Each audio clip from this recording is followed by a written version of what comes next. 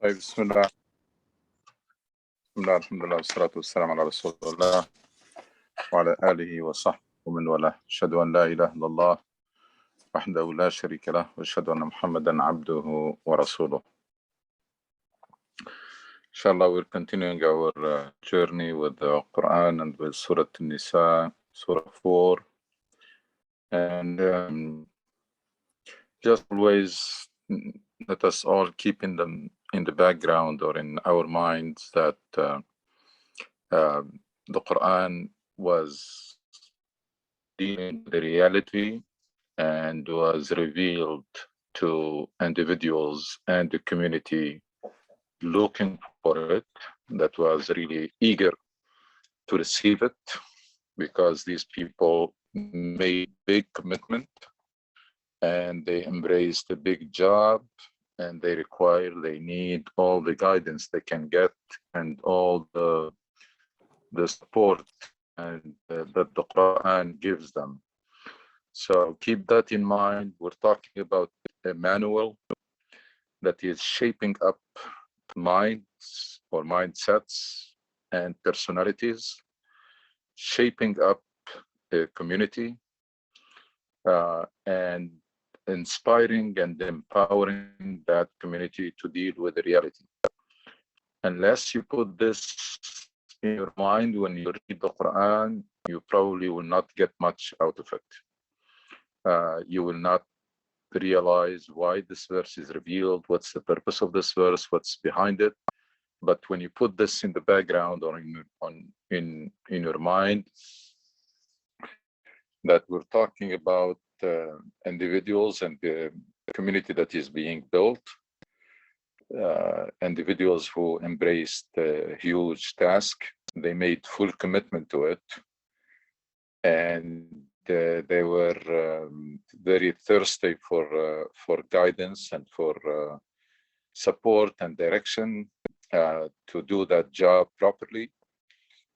So they were already in the pursuit of the good pleasure of Allah subhanahu wa ta'ala, and they were looking for this guidance. So it emphasizes the Quran through these in a different ways and in eloquent ways, will reinforce some principles here, will draw the attention of Muslims to some weaknesses here and deficiencies, will draw their attention to some challenges here and how they can do that.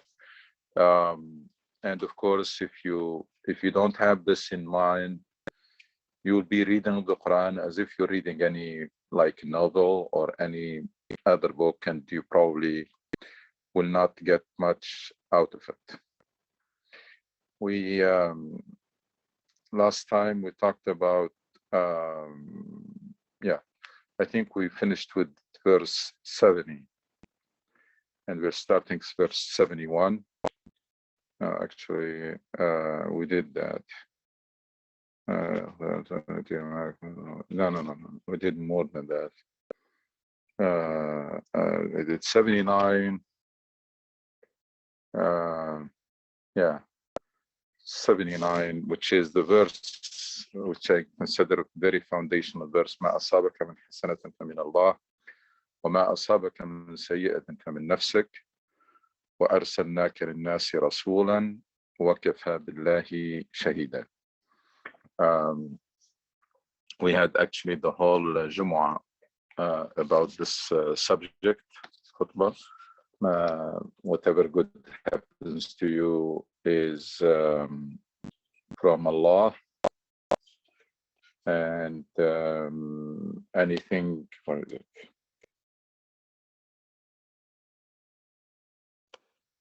So we said 79. Anything good that happens to you is from Allah. Anything bad is ultimately from yourself. And this was in response to the people who were dealing in a way that is inappropriate with the Prophet, blaming him for anything that goes wrong, and So correcting that, but also it's a general principle. It is that anything good that happens to you in this life should make you more grateful, more humble, and grateful in words and in deeds. The more Allah gives you, the more you should do, and the more responsibility you have, and the more grateful you should become, and the more humble. That's usually not the case. Usually people do exactly the opposite. The more they are given, the more arrogant they become, the more greedy they become, etc. So Quran is directing us to the proper attitude, which is the more Allah gives you, one, you have to become more grateful, to do more, to feel greater sense of responsibility, because Allah has assigned you already a big mission. And when He gives you more resources, He expects you to do more in helping people, and to do more in advancing the cause of Allah subhanahu wa ta'ala. And I emphasized last week and this last Jumu'ah that unfortunately Muslims until now, they still don't implement this great principle, which is to be more grateful and more humble, and to do more and feel greater sense of responsibility if you're given more, and to take charge and accept responsibility for anything that goes wrong. No denial, no excuses, no scapegoating, no blaming. Just take responsibility and take charge for anything that goes wrong in your life. And if you implement this principle, everything becomes good in your life. You become in a win-win situation. If you are tested with bounties, it makes you more grateful. If you are tested with the hardship, it makes you more resilient, more patient, and also brings you closer to Allah. Because and in both cases, you'll be coming closer to Allah, except through different doors, either the door of gratitude or the door of supplication and tadarru'. وَلَوْلَا إِذْ جَاءَهُمْ بَأْسُنَا تَضَرَّعُوا. That when you face a hardship, you first of all, the first thing that you should do always is to ask for forgiveness and repent to Allah, because it may be the result of a sin that you have committed that you may not even be aware of it. So at least to get out of the way, if something goes wrong in your life, you rush and race to ask for forgiveness and to repent to Allah and to ask for help, etc., and guidance and patience. ربنا أفرغ علينا صبرا. And He pour on our hearts patience. أفرغ علينا صبرا. And then, of course, comes the difficult part of it, which many of us don't do, unfortunately, which is the self-assessment. What is it that I have done wrong? What is it that I failed to do? Something that you were supposed to do that you did not do, or you did not do it on time. You did it late, or you didn't do it properly, or you didn't do it at all. And that's why it resulted in this. If you implement this principle, every incident in this life will make you a better person. And that's the purpose of our deen. The purpose of our deen is to make you a better person through the lessons that you learn from studying the deen, the Quran, from any knowledge, good knowledge that you learn, but also from the lessons of life. This life teaches you lessons. And if you learn those lessons, you will grow. You'll become a better person. On the other hand, all the other routes are very futile. They will not get you anywhere. Blaming your failure on somebody else, finding an excuses for it, denying responsibility that it's not my fault. All of these will not help you. I mean, it will only assure that you will make the same mistake over and over again. Basically, you didn't learn your lesson. So if you didn't learn your lesson, you're more than likely you're going to repeat that same mistake. And nowadays, probably Muslims are among the few people and nations in the world who do that as a group and as individuals, as societies or nations. Why? Because there is no documentation, there is no evaluation, there is no accountability. Nobody is held accountable for any disaster or any failure that happens, and therefore it's going to be repeated. And that's why we seem to be moving in circles. We're going nowhere. So make sure that, and again, it was reinforced, the same meaning was mentioned in Surah Ali Imran, Surah 3, verse, and that was verse 165, Surah 3:1, verse 165. Also is telling Muslims that you only have yourself to blame for that defeat in the Battle of Uhud. You can mute everybody, please, so that we don't have any background noise.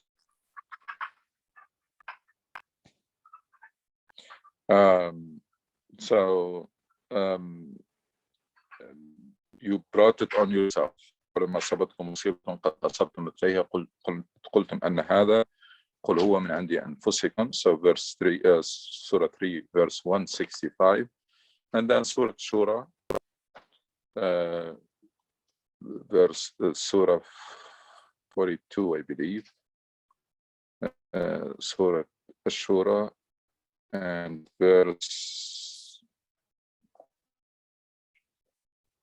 Surah chapter 42, and the verse is 30. ما أصابكم من مصيبة فبما كسبتم. All these three verses reinforce a very important principle in Islam that you have to live by, which is when anything that goes wrong, we only have ourselves to blame. Now, when you do that, you may find that this was beyond your control. Sometimes we face a calamity or a hardship that is beyond our control. We only have patience to deal with that, patience and perseverance. But as long there is something that needs to be fixed, you have to fix it. Don't blame it on anybody else. And don't hesitate or be shy to say that I am sorry or I was wrong. طيب من يطع الرسول فقد أطاع الله ومن تولى فما أرسلناك عليهم حفيظا. من يطع الرسول من تولى فما أرسلنا. Whoever obeys the messenger obeys Allah. If some pay no heed, we have not sent you to be their keeper. من تولى فما أرسلناك عليهم حفيظا. I mean, this is a verse of two parts. The first part is very important. I mean, because the Rasul Sallallahu Alaihi Wasallam, unlike what some Muslims may think, those who are not aware of the fact that the Rasul Sallallahu Alaihi Wasallam was not a messenger only, but was also the leader of a movement of change. And that leadership, there is no meaning for leadership if there are no discipline. If people are not willing to listen or to follow their leaders, there is no blind following in Islam, even to the Prophet. Even with the Prophet, Muslims were trained to ask questions and to say their opinion. So there is no, and the Prophet was instructed to consult, and he was consulting extensively. But there is leadership in Islam. I mean, it's not just someone who is there like a figurehead. Until now, unfortunately, we are unable, and we failed miserably to have an adequate system of leadership among Muslims. Even when we came here and we're running our own affairs, yet we are still unable to establish that prophetic model of leadership, or to strike that balance between extensive consultation and decisiveness. Individual leadership, but collective leadership also.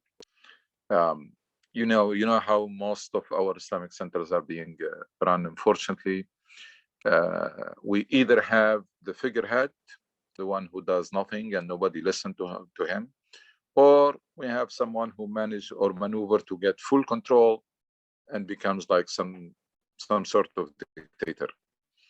But to have a true leader, someone we choose or we elect, and we hold him accountable, and we give the leader some room to lead, but of course within some sort of agreement like constitution, within the Sharia, you don't exceed the limits, with transparency. Everything has to be transparent, nothing is hidden, with accountability, but also there is a leadership, there is a room.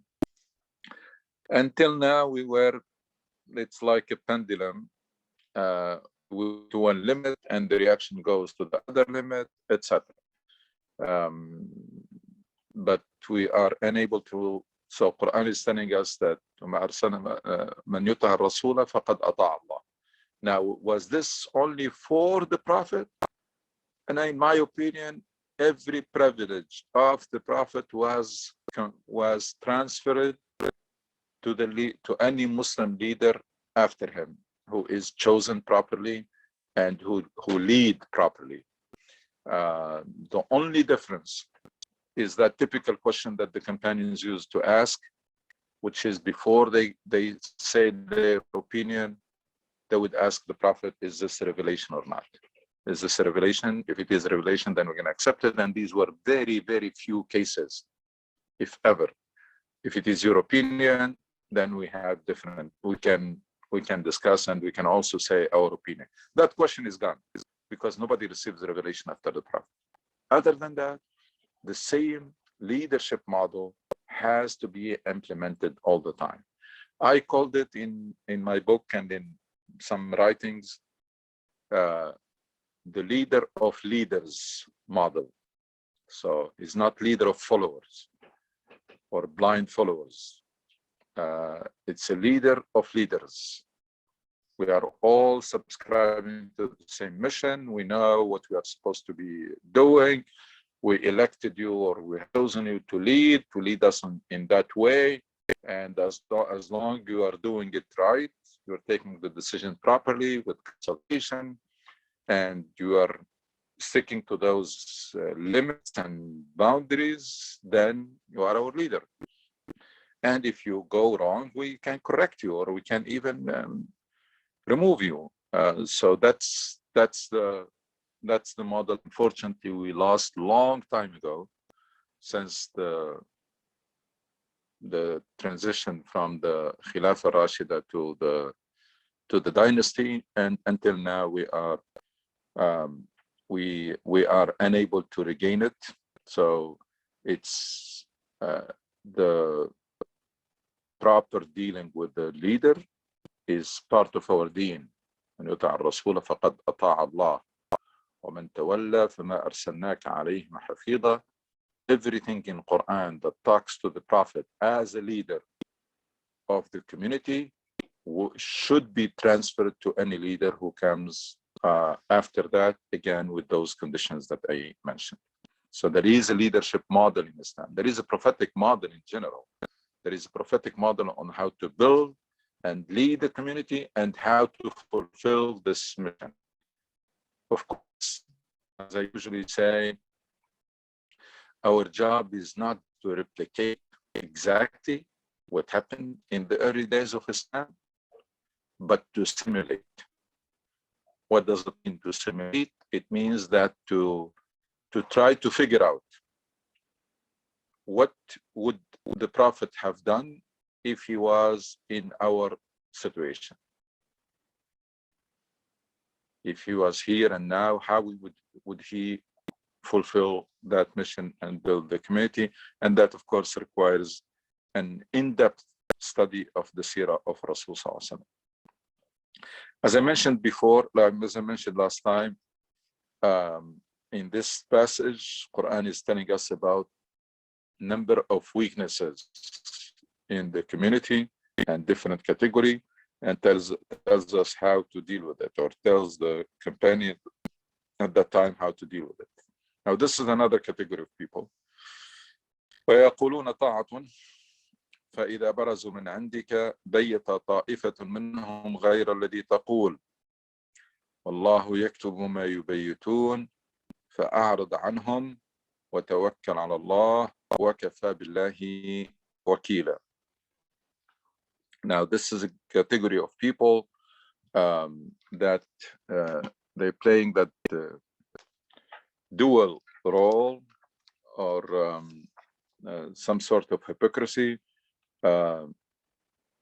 They say, we obey you, but as soon as they leave your presence, some of them scheme by night to do other than what you said.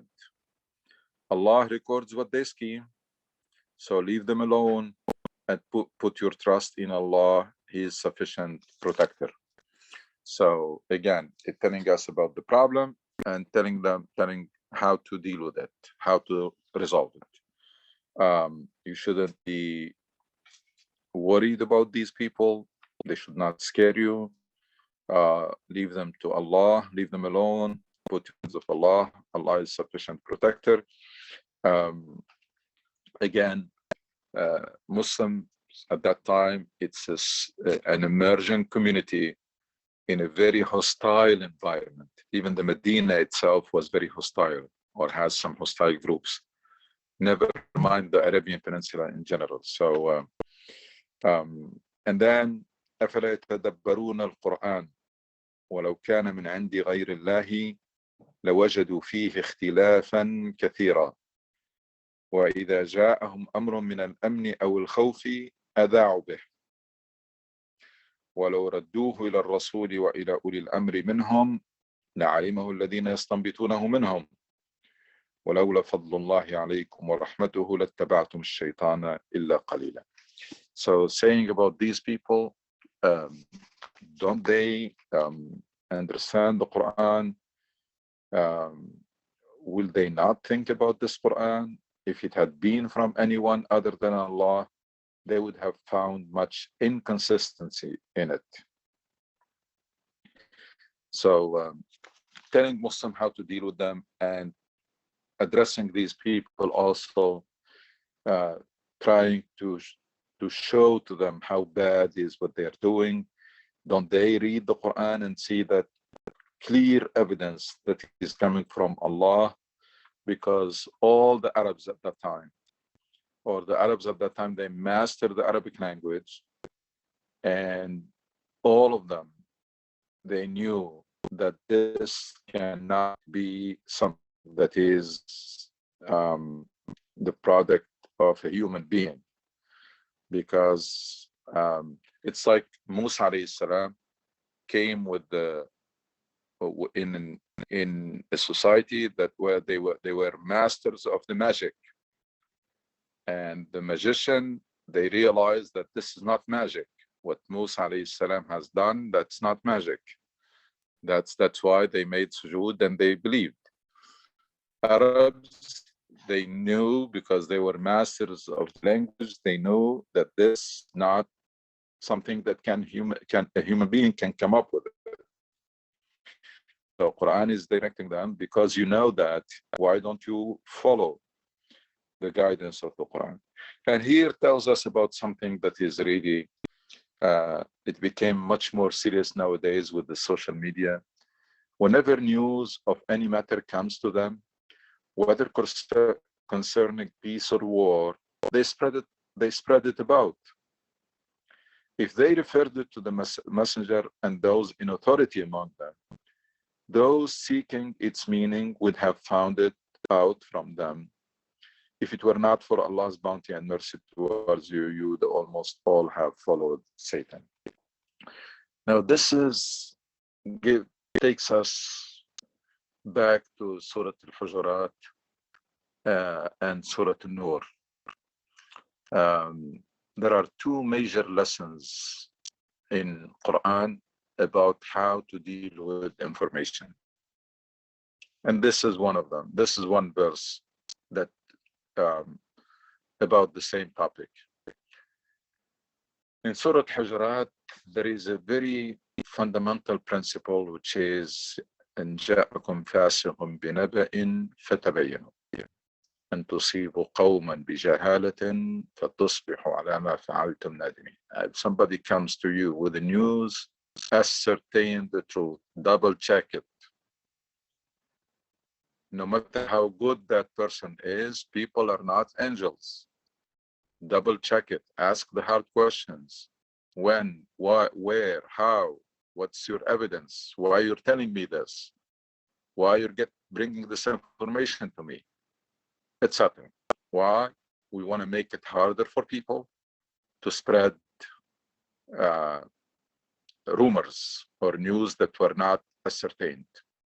When each one of us play that role and becomes like someone who, it's like the defender in a team, so that the team will not be attacked from your angle. The community will not be attacked from your angle, and you don't allow anybody to use you as a channel to spread rumors. No, hearsay. Somebody comes to you with a piece of information. Number one is you need to grill that person with questions, so that next time they will not come to you except with the news that they have double checked it, ascertained. And then even after you know that it is true, then you have to know how to handle it. And that's what this verse is telling us. How to handle it. It doesn't mean, even if it is true, it doesn't mean that you spread it, because it might be true, but spreading it would be harmful. So what's the point? Why spreading it? That's in Surah Al-Hujurat, one verse, very clear. فَتَبَيَّنُوا جَاءَكُمْ فَاسِقٌ بِنَبَأٍ فَتَبَيَّنُوا. Ascertain the truth. In Surah An-Nur, it's a whole page, and it's a major incident. It's a major incident where the wife of Prophet Muhammad ﷺ, the daughter of Abu Bakr as-Siddiq radiallahu anhu, Aisha radiallahu anha, was accused of a heinous crime, fornication. And the rumor spread. And these things are very hard to refute. Yeah, that's it. Yeah. And she said it out of a lot of pain. She said, I didn't do that. If I tell you I didn't do it, you're not going to believe me. And if I'm going to say I did it, but I didn't do it. I mean, the Prophet was under a lot of stress. The community was in a terrible situation for about a month. Yeah. And then Quran was revealed in a very harsh language to close this door and seal it once and for all. And I strongly recommend that each one of you to review the Surah An-Nur is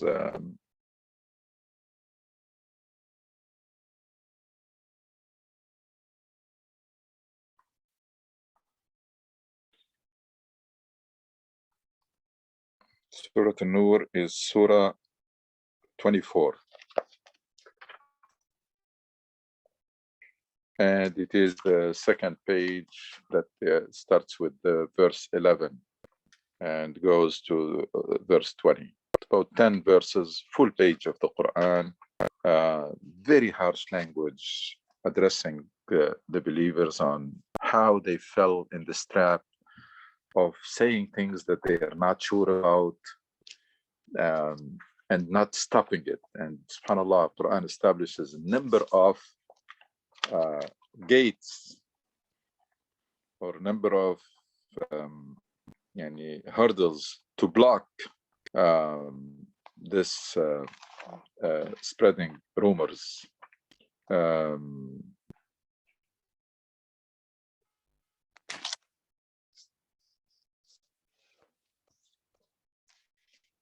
So yeah, it was a group of you, etc. And what was the first line of defense for a believer? Somebody comes to with something bad about members of the community. The first thing that you should say, this is wrong. We are better than this. You're not telling me the truth. So rejection is the first thing you do. We are better than this. لولا إذ سمعتموه ظن المؤمنون والمؤمنات بأنفسهم خيرا وقالوا هذا إفك مبين. So reject. And then what? And then the person insists. Ask for لولا جاءوا عليه بأربعة شهداء. فإذ لم يأتوا بالشهداء فأولئك عند الله هم الكاذبون. Did not come up with evidence, then they are liars. That's it. That's what Quran tells us to handle, how to handle this. لولا جاءوا عليه بأربعة فإذ لم يأتوا بالشهداء فأولئك عند الله هم الكاذبون. Even if they can, the person might be saying the truth, but because that person did not have evidence, is considered a liar. And then ولولا فضل الله عليكم ورحمته لمسكم فيما أفضتم في عذاب عظيم. Allah subhanahu wa ta'ala said, tell believer that you were close to be subject to a punishment if it was not for Allah's mercy. Because of that, to tell them how severe it is, because you can destroy the person with a couple of words, with no efforts.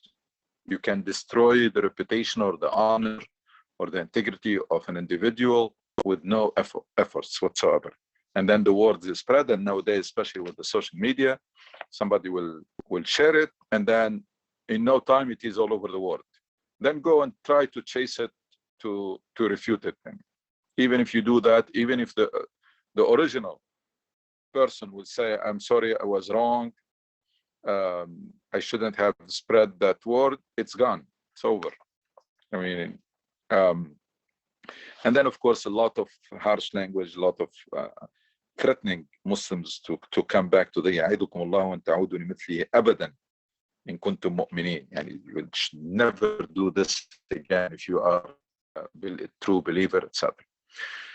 Now in this case here, it's the same thing. It's a part of the leadership, by the way, part of Muslims being united and organized and have a leadership. Something comes, an information, piece of information, whether it is about peace or about war, about it, etc. And Quran is saying that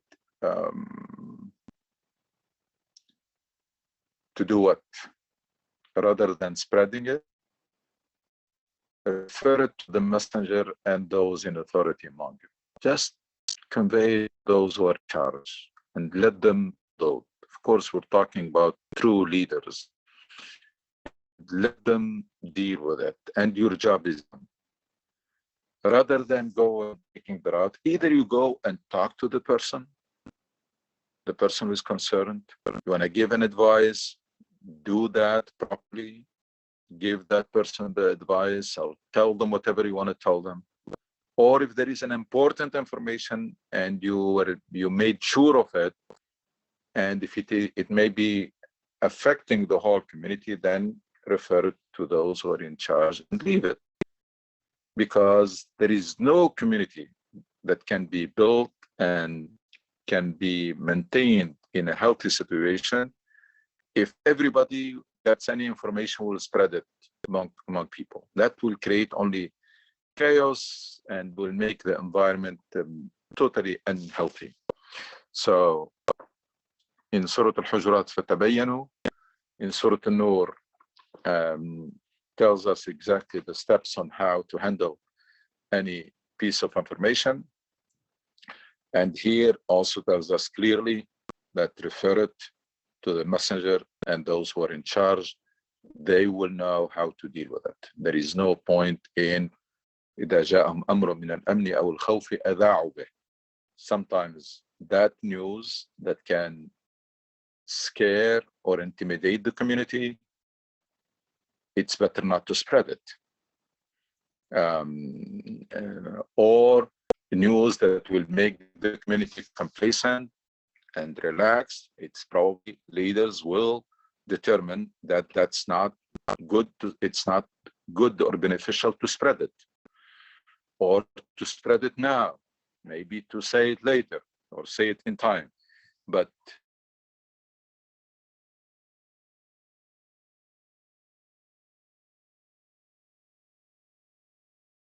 spread it. And always the test is what? The information has to be true and has to be useful. That's even in family life and in community life, etc. But now adding something else, that even if it is true and you think it is useful, bring it to the attention of leaders and let them deal with it.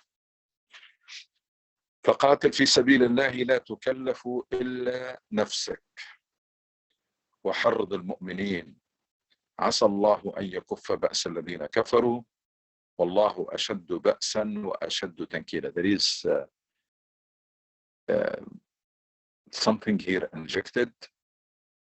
It tells you how serious things are. لا تكلف إلا نفسك.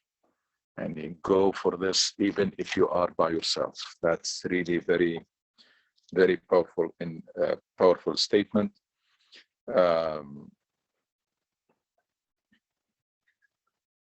So fight in Allah's way.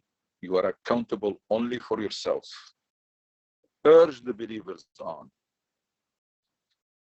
And that's leadership also. If you want people to follow you, you have to be at the forefront. You cannot ask people to do something that you're not doing. Nowadays, leaders live in a very luxurious life, and they tell people that you have to be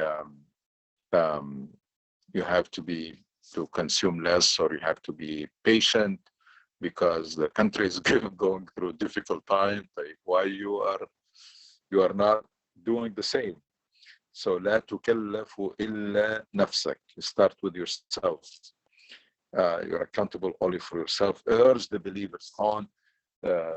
They say you can tell people to do as you do. You cannot tell people to do as you say. You can only tell people to do something that you are already doing. But also لا تكلف إلا نفسك. And some scholars say that tells you about the reluctance that basically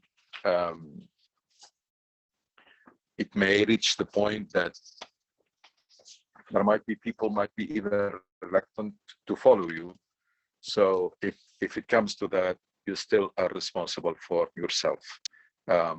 It's لا تكلف إلا نفسك. That's a very important statement there. One tells you that as someone who is in leadership position, you should start with yourself, and you should be ready for all expectations, including that nobody follows you. You're still accountable, and then you do it, and you urge people, you urge believers on. Allah may well curb the power of the disbelievers, for he is stronger in might and more terrible in punishment. This is, as usual, Quran is a book of incentive and deterrence. Targhib and tarhib. Always tells you about what you need to do, and then give you some incentive and encouragement, or tells you what you need to stay away from, and put it in a very ugly way, or tells you about the consequences of it, so that to encourage you to stay away from it and not to do it. So in this case, I mean, when it comes to fighting, means putting your lives in the line. So Quran is telling that Allah may well curb the power of the disbelief. So Allah is with you, for He is stronger in might and more terrible in punishment. Again, this passage deals with possible deficiencies and weaknesses and how to deal with them. من يشفع شفاعة حسنة يكن له نصيب منها ومن يشفع شفاعة سيئة يكن له كفل منها وكان الله على كل شيء مقيتا. It's a very fundamental principle here in Islam. Not only individual responsibility, whoever speaks for a good cause should share in its benefits, and whoever speaks for a bad cause will share in its burden. Allah controls everything.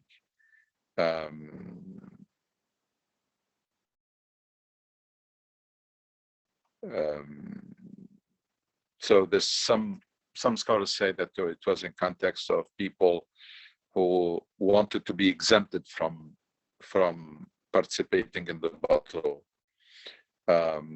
So shafa'a, intercession, or whoever, and this is also encourage you that man sanna sunnah hasana, that when you initiate something good, you keep getting the benefit of it. من يشفع شفاعة حسنة يكون له نصيب منها. So anything أدلك الخير على الخير كفاعله. It's encouraging us to do good things, because you always are going to get share of it, and discourage us from doing anything bad, because that's you're going to get also some of the burden. And Allah keeps accounts of everything. وَكَانَ اللَّهُ عَلَى كُلِّ شَيْءٍ مُقِيتًا. وَإِذَا حُيِّيتُمْ بِتَحِيَّةٍ فَحَيُّوا بِأَحْسَنَ مِنْهَا أَوْ رُدُّوهَا إِنَّ اللَّهَ كَانَ عَلَى كُلِّ شَيْءٍ حَسِيبًا. You see the conclusion of the verses with the names and attributes of Allah. Again, Quran is a book of Tawheed. All of it is reinforcing the Tawheed and your the Aqidah and the belief and your relationship with Allah subhanahu wa ta'ala.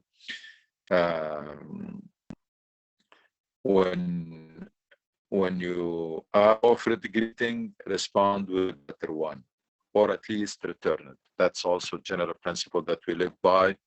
Somebody greets you, at least you return it. If not, and you're encouraged to even respond with a better one. Allah keeps account for everything.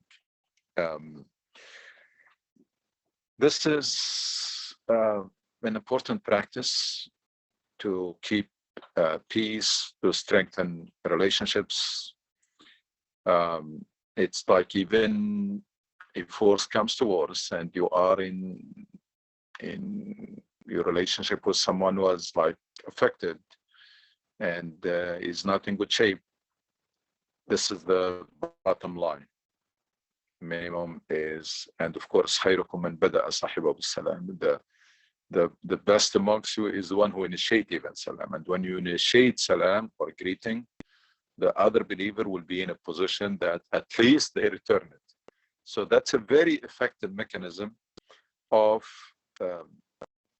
resolving or at least toning down any disputes or any fights or any issues among believers, and just stick to it. First of all, the best is the one who starts with the greeting. And if you start with greeting, the other is at least have to return it. And that can help basically the softening the hearts. Because otherwise, I think it's a Lebanese say البعد جفا. The more people are separated or hearts are separated, the harder they will grow. And that's why we were forbidden even to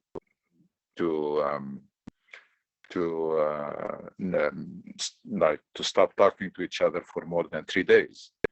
I mean, you have to find a way, and greeting is a very effective mechanism. Assalamu alaikum, alaikum assalam wa rahmatullah, etc. So that's simple. The greatness of religion is in its simplicity. It's a simple religion, and that's what makes it. And it's very simple, but they're also very effective. Even the prophetic model of building and leading a community is a very simple one, but it is very profound and very, very effective. Like the matter of beliefs, etc. Now, this will conclude one passage, and this is going to start another passage now. And subhanAllah, it starts now to regulate the relationship of the Muslim community with the outside world. Now we're switching to, these are internal diseases that Quran was dealing with it. And now we're going to talk about, like in today's language, it's called the international relations, on how we're gonna deal with other groups of people and then categorize them, etc. But again, as usual, the passage starts with what? The passage starts with Tawheed. Allahu la ilaha illa huwa la yajma'annakum ila yawm al-qiyamati la rayba fihi wa man asdaqu min Allahi haditha.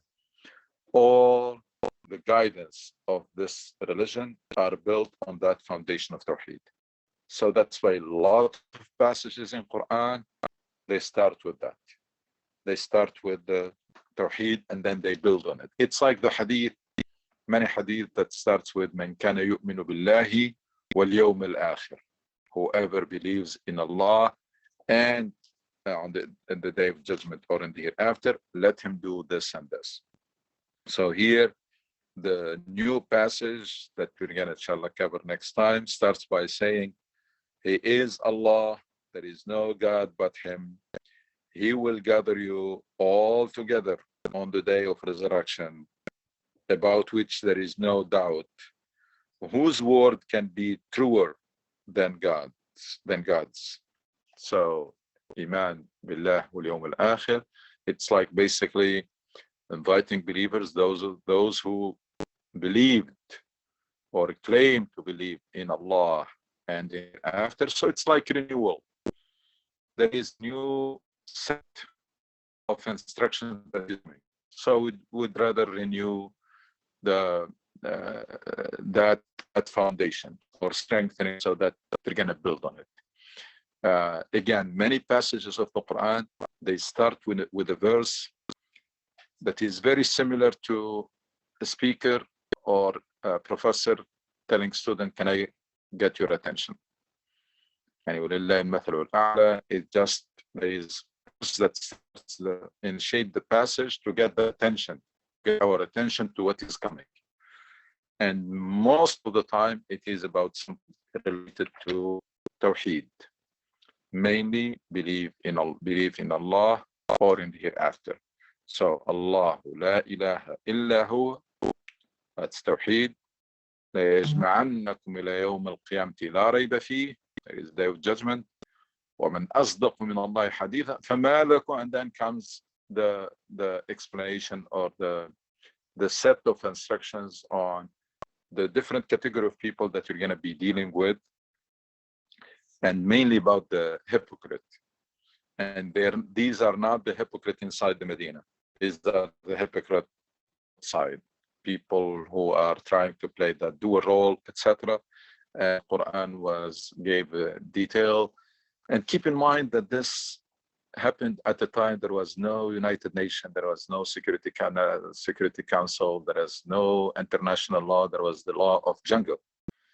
And here Quran comes to tell believers about certain sets of rules that they have to stick to them, even if other people do not stick to those rules. You're going to have to abide by those rules. And we will see how the priority in Islam is for peace. Anybody else who says the opposite of this, they don't know what they're talking about. Priority is for peace. So always, whenever there is, and the general principle, if they opt for peace, go for it. Even gathering power for a believer is not meant gather power to attack people. It's gathering power so that you can deter people from attacking you. And inshallah, we'll come back to this in more details later, inshallah. So I'm gonna stop here as usual, and floor is yours if you have any questions or one want to reflect on something, go ahead.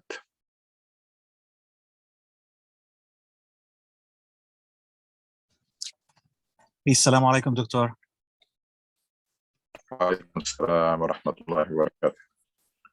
I'm sorry for the back sound, but I do have a question. You mentioned the story about al-Mu'mineen Aisha radiallahu anha, and about verifying and confirming about the news and when we hear something. And it is interesting that you need two witnesses for any issue, but for the issue of zina, you have to have 4 witnesses. And this is mentioned in Surah An-Nur. I really think that there is a great reason behind that, and it is very thoughtful, and why you need 2 witnesses for everything else. But when it comes to the story of zina, you need 4. And my question regarding to this, or I mentioned this just to share it with everybody if they don't know it. So my question is, during the story or when this happened, I felt like she was with one person, Aisha. How, or this rule came afterwards? So this is part of my question. They were in I mean, like, and Aisha radiallahu anha went back to I mean, they thought, you know, there is above the camel, they built some sort like of room, some sort like where the woman used to ride.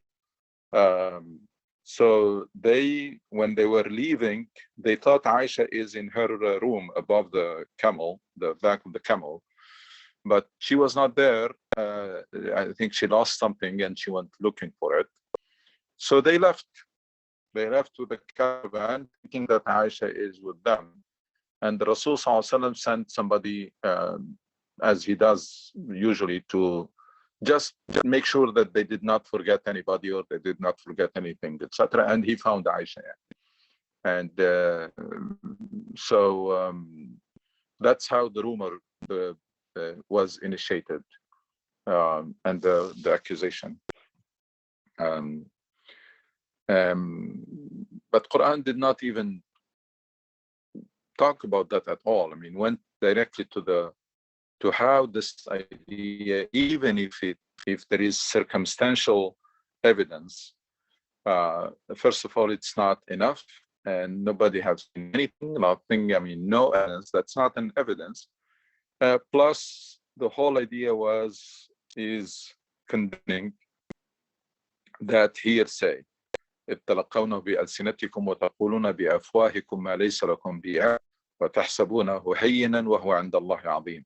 That's the heart of it, which is how you receive something. And Quran, it's not hearsay. Quran say you receive it with your tongue, which is very ugly way. It's not even your ears that goes directly processing it. تلقونه بألسنتكم. And you say things that you are not sure of. وَتَقُولُونَ بِأَفْوَاهِكُمْ مَا لَيْسَ لَكُمْ بِعِلْمٍ. And you think this is a minor thing. وَتَحْسَبُونَهُ هَيِّنًا وَهُوَ عِنْدَ اللَّهِ عَظِيمًا. And then warns them against coming back and doing this again. So that's the story. I mean, remember that these people, they have very limited, very primitive ways of like lights, etc. And when they leave at night, so maybe the story, as I mentioned it quickly, may not can make sense in today's language and today's context, but at that time there was no flashlights and there was no I mean, very limited ways. So it can, you can forget someone. While when a caravan leaves and somebody goes back and find her.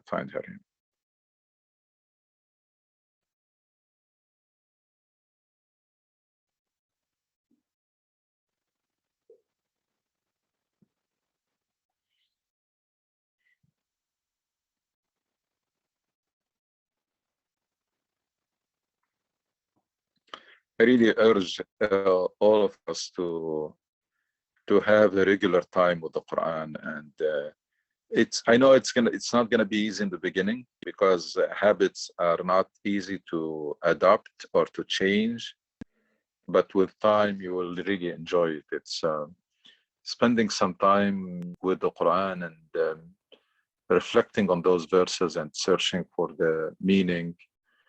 And it's not only great book of guidance, it's really so eloquent and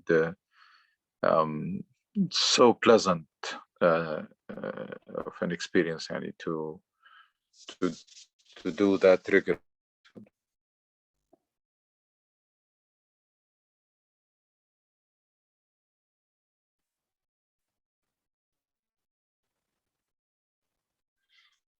Anything else? Any question? Any thoughts?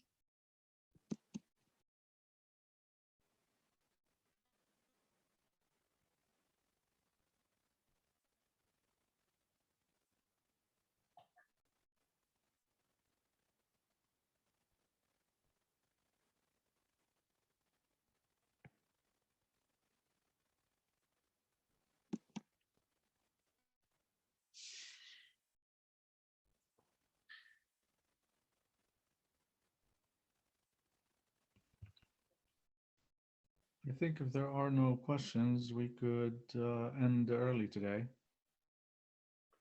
Well, what's the plan for next week, inshallah? Yes, so next week we're going to be in person and on Zoom, inshallah. So please join at the mosque. Inshallah. Mosque, inshallah. طيب جزاكم الله خير. وإياكم. السلام عليكم. السلام ورحمة الله وبركاته.